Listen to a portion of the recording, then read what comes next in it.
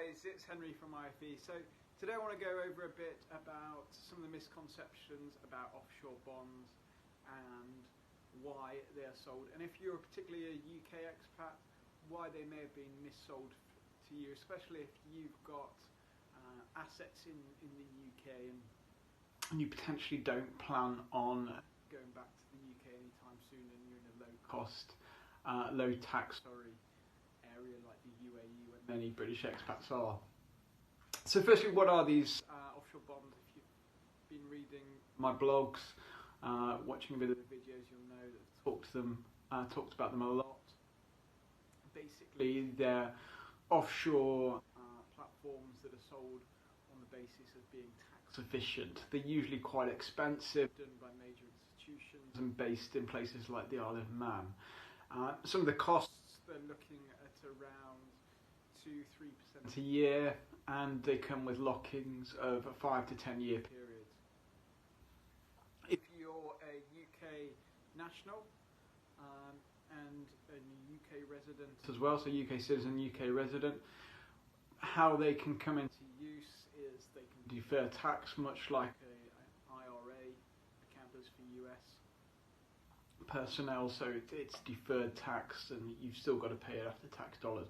For expats, mainly used, a lot of expats have them or have offshore plans with them that are based on the tax efficiency. That's the main reason they're sold. Now I want to today go over a bit about some of the reasons why they may not be useful for you. And one is that you may not need the tax efficiency. So if you're based in Dubai and you're getting sold something's capital gains tax, or Singapore, where Hong Kong, where the capital gains tax is zero, you could just invest in there anyway. So it makes no difference on that basis. So you're paying a lot higher fees, and obviously what we've covered a lot in this topic is the upfront fees in these offshore bonds. They cost around 5% as well, 7%. So they can really charge quite significant amounts. I've seen a lot of pensions that have gone into these and wrapped in a trust for security. It makes no sense. So watch out on that basis. And another one is, if you've also got assets in the UK and you're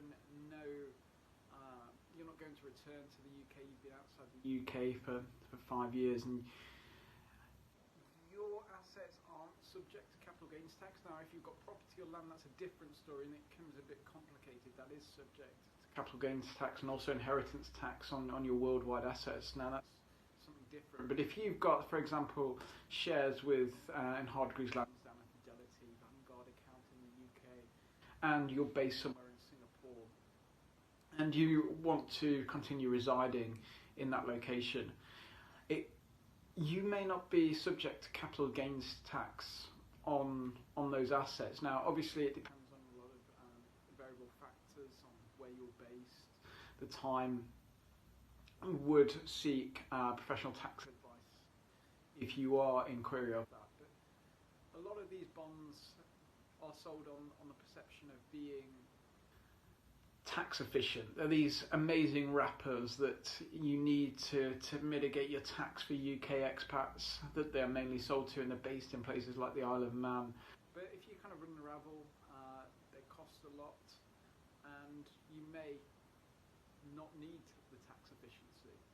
Just wanted to put that out to you guys. So if you've got any questions on offshore bonds, if you've been proposed one, what are some of the benefits of them, and the disadvantages, and why you might particularly want to use them, or what we've discussed here, why you might not want to use them, and what are some of the better alternatives for you, feel free to get in touch at info@investmentforexpats.com. Thanks, guys.